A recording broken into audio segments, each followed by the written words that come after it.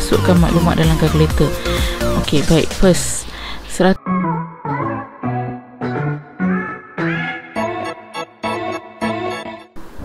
Okey, Assalamualaikum dan kembali lagi, dan selamat sejahtera, dan kembali lagi dalam channel Cikgu Ana. So, hari ini sambungan lagi, kita nak menyelesaikan soalan SPM 2019 kertas 2 bahagian A, soalan nombor 11. Dalam soalan nombor 11 ini pun adalah merupakan tajuk daripada tajuk-tajuk yang ada di semasa kita belajar di menengah rendah, iaitu berkaitan tentang perimeter dan luas. Perimeter dan luas sektor. Okey, baik. So, perkara pertama yang kamu kena tahu dalam menyelesaikan soalan-soalan dalam tajuk ini adalah, first, kita perlu faham konsep dulu.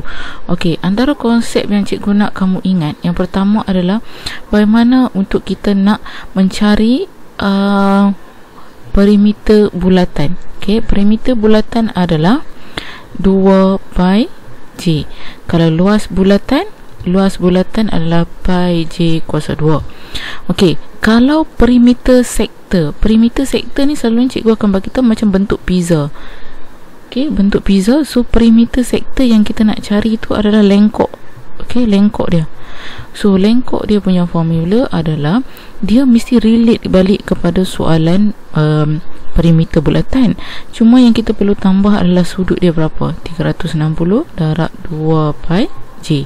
Dia sambungan saja daripada perimeter bulatan. Sama juga kalau luas sektor.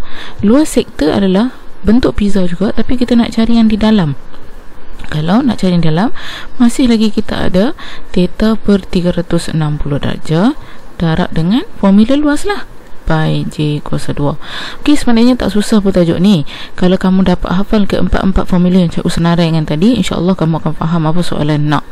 Baik, seterusnya kita baca soalan nombor 11. Ajah 6 menunjukkan sebuah taman landscape berbentuk semi bulatan yang telah dibina oleh Kamal di rumahnya. Taman tersebut terdiri daripada taman herba dan kolam air berbentuk sukuan bulatan. Beliau bercadang memagar taman herba itu. P, O, K, Q ialah garis lurus dan K ialah titik tengah bagi OQ. Diberi bahawa PQ sama dengan 14 dan OP nisbah OK sama dengan 2 nisbah 1. Baik. So, sekarang cara untuk kita nak menyelesaikan masalah ni adalah, pertama sekali, isi maklumat yang penting dulu. Okey, first, dia bagi OP. Semi bulatan berpusat O. Semi bulatan berpusat O maksudnya OP ni dia bagi PQ sama dengan 14. Okey, dia bagi PQ sama dengan 14. Kalau dia berpusat O, maksudnya kita bahagi 2 lah. 14 bahagi 2. So 14 bahagi 2, setiap jejari dia dapat 7. So, jejari OQ pun 7. Okey, kemudian seterusnya apa kita nak buat ialah maklumat lagi yang kita nak tahu. OQ ni, K ni adalah titik tengah. K ni adalah titik tengah di antara garis OQ. Maksudnya K ialah titik tengah bagi garis OQ. Jadi, kalau K adalah titik tengah, maksudnya dia terbahagi 2 jugalah. Okey.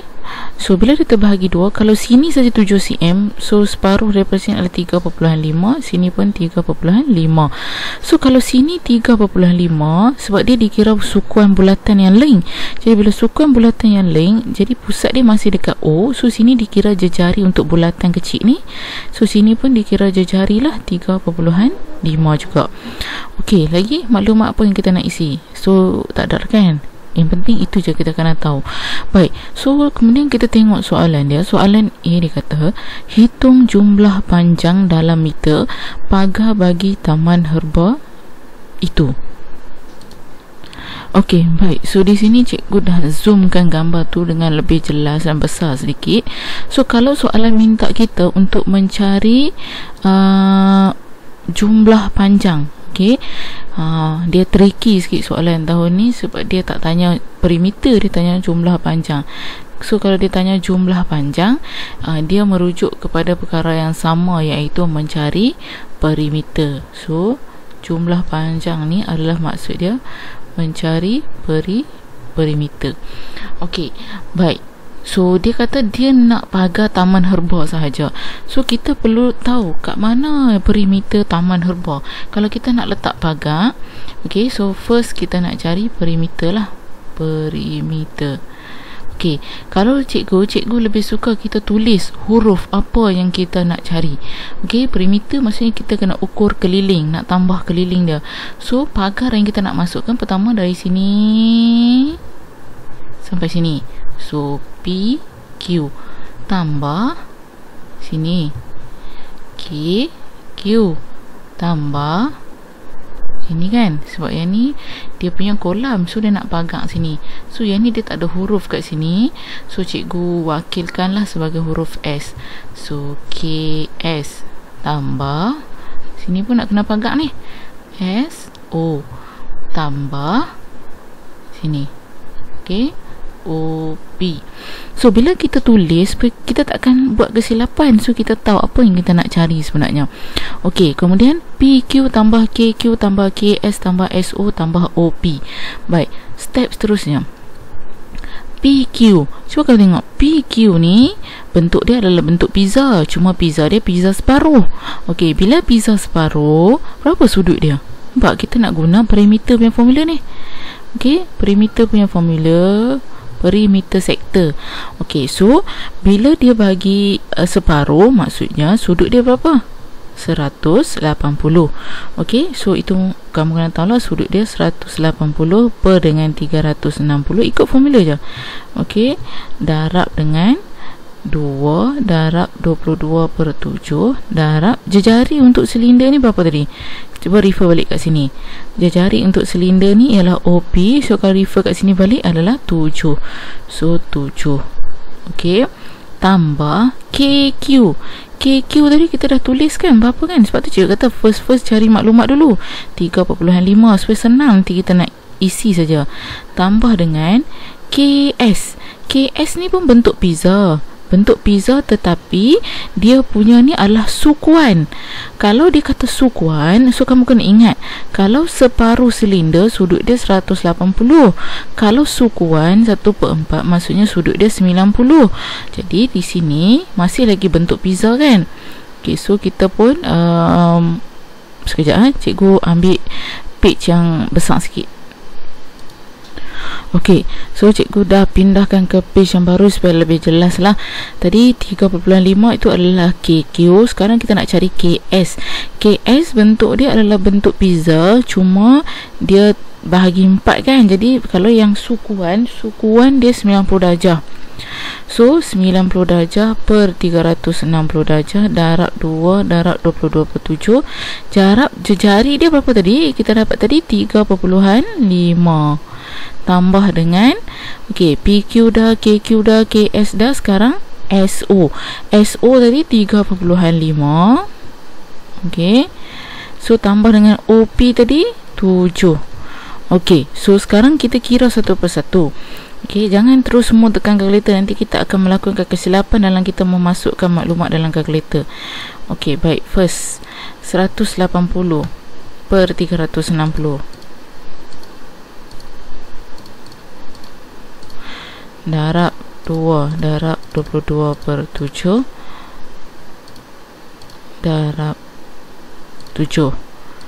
So jawapannya adalah 22. So 22. So tulis dulu, jangan nak cepat je. Benda kita boleh buat betul.